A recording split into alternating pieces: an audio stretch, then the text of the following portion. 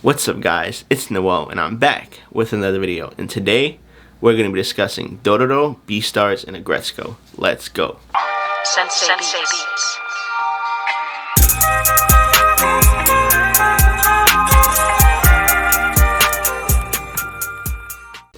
Now for starters, let's start off with Dororo. Dororo is about a guy, or a boy, a guy named Hyakumaru, who has a little tag along named Dororo. And let's start off with Dororo. Dororo is a girl who is portrayed as a boy, a little boy, but we find out that she's a girl, later in the anime. And let me disclose this. There's gonna be some spoilers in this video, and I'm sorry, but I gotta talk about the anime, and in order for me to talk about the anime, I have to analyze it, and I have to discuss some things that happen in it. But let's discuss Dororo, as I was saying before. As I said, Dororo is a girl who was portrayed as a boy, and up until the second half of the anime, that's when we found out that she is a girl.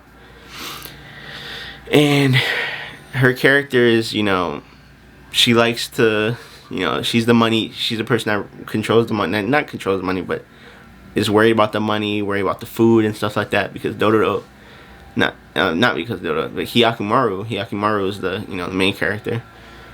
He only worries about killing demons and killing ghouls, and his role in it is to get his body back, because his body originally, he originally didn't have a body. His body was just a skull, a skinless skull, because his parents fed him off to demons. And the reason why they fed him off to demons was because they sacrificed him for the village, and so that their village can be wealthy, full of vegetables, full of food, things like that.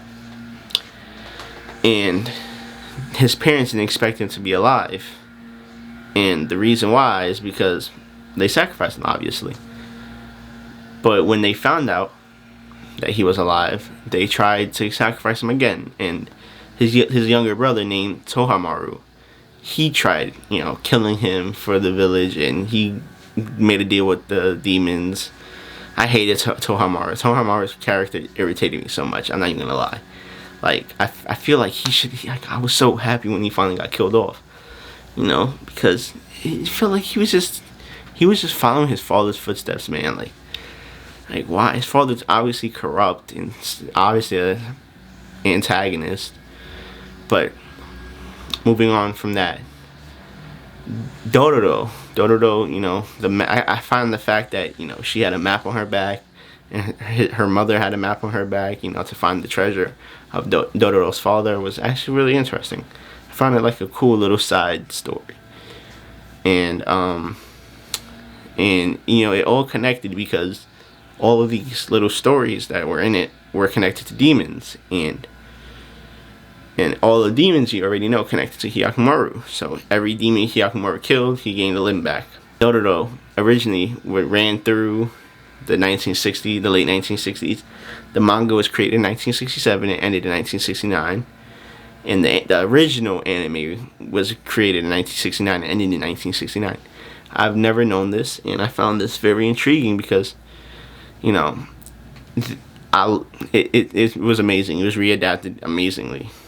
And the original animation kind of had like a Astro Boy kind of style to it, which is obvious because of the 1960s. But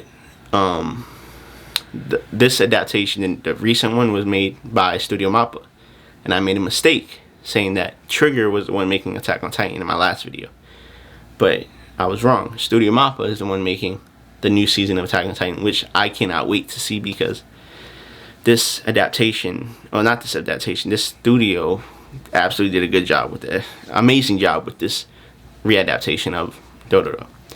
But now we can move on from Dororo. Let's move on to Beastars.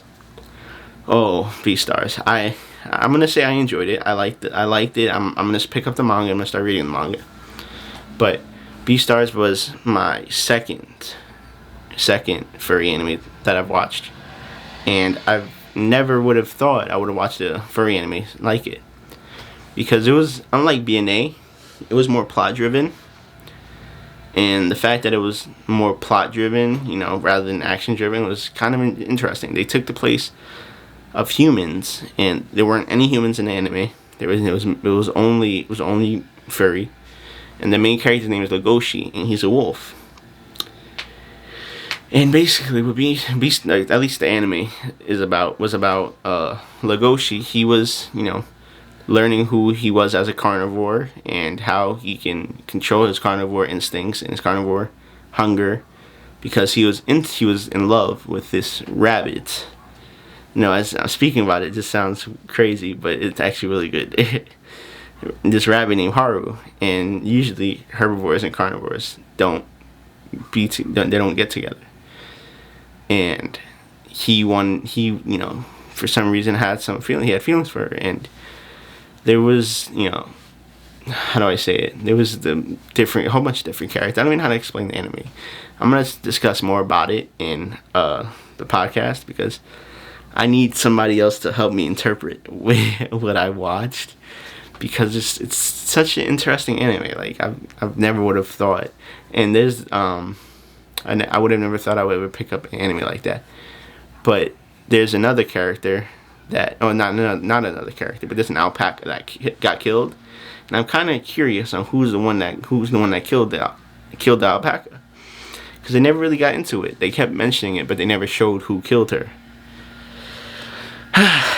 Okay, moving on to, I would say, the most exciting one that I've watched, Agretsuko. Agretsuko is absolutely hilarious. It's another furry anime, but it's not really a serious furry. It's a comedy anime, and it's absolutely hilarious. Agretsuko is about a girl named Retsuko, who is an accountant, 25 years old, and surprisingly, she's a red panda. I didn't know she was a panda until I did my research, you know. But speaking on it, she's, you know, she's on the outside, she's a calm worker, you know, does 9-to-5 job, working in accounting. You know, listens to her superiors. She takes shit from her superiors. I'm not sure if you guys hear the people doing work outside right now, because they want to be super loud right now. But anyway, basically, Retsuko, I have to say, is one of the most funniest characters I've ever seen in my life. Like, she's into death metal, which you never would expect watching the anime. But she, like, goes into the bathrooms and, like, takes deep breaths and just starts doing screamo in the bathroom, which is hilarious.